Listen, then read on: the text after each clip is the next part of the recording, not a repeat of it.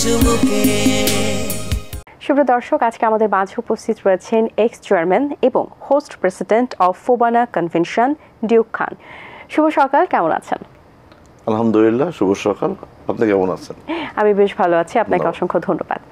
আমরা জানি ফোবানা একটা ব্র্যান্ড হয়ে গেছে, অনেক দিনের পথ চলা, 39তম এখন একটা নতুন সেমিনার শুরু হয়েছে, সো যেটা নিয়ে আপনারা কাজ করছেন। কিন্তু আসলে আপনি শুরু থেকেই আছেন এবং আপনি যেভাবে শুরু করেছিলেন ফোবানা নিয়ে, ফোবানা শুরু করার পেছনের স্টোরিটা এবং ফোবানা আসলে এই নামকরণের পেছনের স্টোরিটা, কি থেকে ফোবানাটা আসলে শুরু হয়েছিল, আপনার মতামত কেমন ছিল, মনোভাব কেমন ছিল, এই সব স্টোরি যেটা অনেকে হয়তো বা জানে না, সেই সম্পর্কে জানতে চাই। ধন্যবাদ। আসলে ফোবানা আমরা এখন এমন একটা পর্যায়ে এসে গেছে যে ফোবানার নামটা উত্তর আমেরিকা থেকে শুরু করে প্রবাসী বাংলাদেশি থেকে শুরু করে যত বাংলাদেশি আছে এবং বাংলাদেশে যারা থাকে তাদের মাঝে এই নামটা অলরেডি পরিচিত হয়ে গেছে ফোবানা।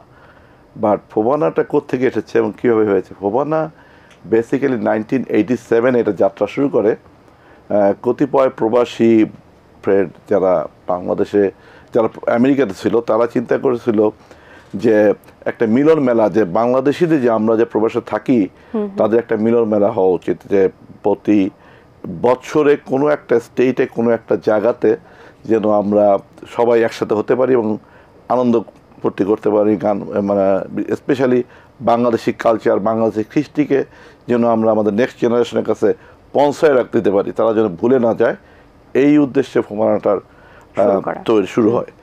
কিন্তু এইভাবে আস্তে আস্তে চলতে চলতে ফোবানা আজকে 39 ইয়ার্সে ফোবানা আজকে এমন এক পর্যায়ে পৌঁছে গেছেন যে ফোবানা হচ্ছে শুধু উত্তর আমেরিকা না, এটা বাংলাদেশের বাহিরে পৃথিবীর মধ্যে কিন্তু একটা নাম করেছে। Exactly, world wide FOBANA is the one of the largest Bangladeshi organization যারা প্রবাসীদেরকে রিপ্রেজেন্ট করে। এটা এখন মিলন মেলা থেকে শুরু হয়ে বর্তমানে এটা যখন কনভেনশনটা হয় তখন এটা একটা ছোট মিনি বাংলাদেশ হিসেবে তৈরি হয়ে যায়। যেমন এটা প্রতি বছর এক একটা স্টেটে হয়, নর্থ আমেরিকার স্টেটে কনভেনশন হয় এবং এই কনভেনশনতে অলমোস্ট 7,000 to 8,000 বাংলাদেশি পিপল এটাতে জয়েন করে। আমরা একটা বড় হোটেলে থাকি, 5 স্টার হোটেল, একটা কনভেনশন সেন্টার। সো এখানে 3 দিন ধরে একটা বিশাল আয়োজন হয় এইটা দিয়ে। আচ্ছা, এবং আমি একটু আপনার কাছে জানতে চাই, যেহেতু আপনি আসলে গোড়া থেকেই ছিলেন, শুরু থেকেই ছিলেন, সো এখানে কিন্তু অনেক ব্যয়বহুল এবং মানুষের কাছে যে শুরুর দিকে যে পৌঁছানোর যে পরিশ্রমটা এবং নিজের জায়গা থেকে যে কোনো জিনিস শুরুতেই কিন্তু ফেমাসিটি পায় না। এবং আমরা অনেক কনভেনশন বা অনেক আমরা এরকম সেমিনার দেখি, হয়তো বা 2-3 বছর বা 5 বছর থাকার পরে হয়তো বা সেটি আর চলে না কিংবা গ্রহণ করে না আসলে সবাই সেভাবে। কিন্তু 39টা বছর এটা কিন্তু আসলে ভাবলে অনেক, আমরা কিন্তু আসলে যত সহজভাবে নিচ্ছি ততটা না, অনেক দীর্ঘদিনের পথ চলা। শুরুতে নিশ্চয়ই আপনাকে অনেক পরিশ্রম করতে হয়েছে, অনেক স্ট্রাগল করতে হয়েছে, মানুষের কাছে পৌঁছানোর জন্য বিভিন্নভাবে আপনি কাজ করেছেন। সো সেই পরিশ্রমের কথাটা একটু জানতে চাই। ফোবানা যখন শুরু হয়, আমরা তো বাংলাদেশি, আমাদের মধ্যে কিন্তু একটু মানে দ্বিধা বিবাদী থাকে সবসময়। তো এটাকে 1987-এ এটা হওয়ার পরে কয়েকবার এটা মানে বন্ধ হয়ে যাওয়ার উপক্রম হয়েছে, কয়েকবার ভেঙে গিয়েছে। মূল ফোবানা থেকে 3-4টা ডানা বেরিয়ে গেছে, যে শাখা প্রশাখা যে আমি বেরিয়ে যে করছে। কিন্তু আলটিমেটলি কি হয়েছে, আলটিমেটলি যারা ওই শাখা প্রশাখা বের হয়েছে তারা টিকে থাকতে পারেনি, মূলটাই দাঁড়ায় রয়েছে। এবং এই মূলের অরিজিনালিটি হচ্ছে আমরা, যেহেতু আমরা 27 ইয়ার্স, মানে এত বছর 39 ইয়ার্স এটার পিছনে রয়ে গেছি। সো সেই হিসাবে বর্তমানে ফোবানা একটা মিলন, মানে বাংলাদেশিদের যে মিলন, যে বাংলাদেশের মধ্যে যে আগের যে একটা ভুল ভ্রান্তি ছিল এটা থেকে সরে একটা মানে একটা ঐক্যবদ্ধ জায়গায় আসছে। এবং অনেক কষ্ট হয়েছে এতে, আমাদের অনেককে আমরা বন্ধুকে হারিয়েছি, মানে হারানো বলছি, মানে আমাদের সাথে যারা ছিল তারা চলে গিয়েছে, অনেক ভাই আমাদের সাথে থাকতে পারেনি দ্বিধাবিভক্তির কারণে। বাট আমরা কষ্ট করে করে টিকে এখন পর্যন্ত এটাকে টিকে রাখছি আর কি। তো আমি মনে করি আর কিছুদিন পর হয়তো আমি বিশ্বাস করি আর 4-5 বছর পর দেখা যাবে নেক্সট জেনারেশন যারা এটার হাত ধরতেছে, যেটা এটার পথ ধরে এগিয়ে যাচ্ছে, তারা হয়তো আরো ভালোভাবে আরো সুন্দরভাবে এটা আমাদেরকে মানে বুঝাই দিতে পারবে যে yes we are the Bangladeshi, আমরা এক ঐক্যবদ্ধ থাকতে চাই এবং আমরা বাংলাদেশকে প্রবাসের মাটিতে টিকায় রাখতে চাই এই বিশ্বাস করি। আপনারা ওখান থেকে দীর্ঘদিন ধরে আছেন, বাংলাদেশকে রিপ্রেজেন্ট করছেন, এডুকেশন লেভেল নিয়ে কাজ করার পরিকল্পনাটা কিভাবে এসেছিল এই ব্যাপারে একটু জানতে চাই। It's one of the successful program for the FOBANA.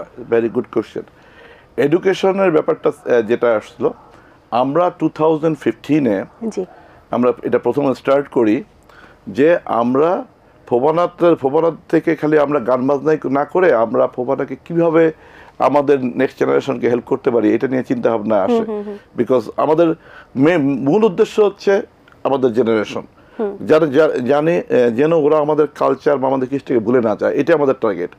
তো ওই হিসেবে চিন্তা করে আমরা 2015-এ শুরু করি যে এখানে যারা যেই স্টেটে ফোবানা কনভেনশন হচ্ছে ওই স্টেটের মেধাবী ছেলে মেয়েদেরকে একটা স্কলারশিপের ব্যবস্থা করি। বাট স্কলারশিপটা শুরু করি আমরা $1,000 দিয়ে। আচ্ছা, কিন্তু আলটিমেটলি দেখা গেছে যে $1,000-এ একটা বাচ্চা হয়তো একটা ল্যাপটপ কিনতে পারে, অথবা হয়তো তারা বই টই কিনলো, একটা মোটামুটি তারা একটা চলতে পারে, তারা হ্যাপি ওইটাতে যে একটা স্কলারশিপ পাইতেছে এবং ফোবানা প্রতি তাদের একটা কিন্তু মানে এসে যায়, ভালোবাসা এসে যায়। সো তখন আমরা 2015 থেকে যখন 16, 17, 18 দিলাম, 2018-এ এসে আমরা চিন্তা করলাম যে ওয়াই নট আমরা আমাদের দেশের জন্য কিছু করি। আমরা এই স্কলারশিপটা ওই $1,000 যদি আমরা বাংলাদেশে একটা কলেজে বা ইউনিভার্সিটি দিতে পারি, তাইলে দেখা যাবে যে এই টাকাটা অনেক টাকা একটা ইউনিভার্সিটির একটা স্টুডেন্টের জন্য তাদের অনেকটা হেল্প হয়। ডেফিনেটলি এমন অনেকেই আছেন যারা আসলে মুখ ফুটেও বলতে পারেন না যে আমার এটা প্রয়োজন। আপনার যে কাজটা সেটার মাধ্যমে কিন্তু অনেক অপ্রকাশিত যে ব্যাপারগুলো আছে সেখানেও কিন্তু হেল্প হচ্ছে। রাইট। তখন আমরা 2018 থেকে শুরু করলাম। আমরা প্রথমে জগন্নাথ ইউনিভার্সিটিতে দিলাম 4 জন স্টুডেন্টকে, এবং এখন আপনারা জেনে খুশি হবেন যে ঢাকা ইউনিভার্সিটিতে আমরা এভরি ইয়ার 10 জন করে স্টুডেন্টকে স্কলারশিপ দিই। এবং স্কলারশিপটা not for 1 year, is from 4 years যত খরচ, থাকা, খাওয়া, টিউশন, এভরিথিং উই পেইড। এবং এটা আমরা ঢাকা ইউনিভার্সিটি অ্যালুমিনি অ্যাসোসিয়েশন যেটা আছে এদের মাধ্যমে আমরা এটা এভরি ইয়ার দিয়ে দিই। সো লাস্ট 4 years দিতেছি, তার মানে আপনি মনে করেন এভরি ইয়ার 10 জন করে দিলে 40 জন স্টুডেন্ট এটা পাইতেছে। সো আমরা এই আশা করি এটাকে আরও বড় করব। আমরা চিটাগাং ইউনিভার্সিটি, তারপরে রাজশাহী ইউনিভার্সিটি, মানে যে আমরা চেষ্টা করতেছি বুয়েটে দেওয়ার চেষ্টা করতেছি। So we are trying to grow. বাহ, চমৎকার। অবশ্যই আপনি যে সেক্টরগুলোতে কাজ করছেন এটা ডেফিনেটলি একটা ভালো সেক্টর, বাট এমন অনেক আরও সেক্টর আছে আসলে যে সেক্টরগুলো নিয়ে কাজ করা যেতে পারে, সেগুলো নিয়ে কখনো ভেবেছেন কিনা? বা বাংলাদেশের প্রেক্ষাপটে এমন অনেক জায়গা আছে, বা আমরা যদি বলি বৃদ্ধাশ্রম কিংবা আমরা যদি বলি শিশুশ্রম, বিভিন্ন জায়গায় কিন্তু সেক্টরে কাজ করার কখনো কি ইচ্ছা আছে কিনা আপনার, যে পরবর্তীতে যদি কখনো সুযোগ হয় সেই সেক্টরগুলোতেও আপনারা কাজ করবেন? হ্যাঁ, এই সেক্টরটা আমরা এখনো চিন্তা করিনি, বাট আপনি যেহেতু আমাদের সাজেশন দিলেন, ওয়েল টেক, আমরা এই ধরনের সাজেশন নিলাম এবং আমরা এটা নিয়ে চিন্তা করবো অবশ্যই। আমরা এই বৃদ্ধাশ্রম বা শিশুশ্রম নিয়ে এখন চিন্তা করি নাই, কিন্তু আমরা যেমন ধরেন করোনার সময় আমরা এখানে আমরা বাংলাদেশ থেকে সাহায্য করেছি।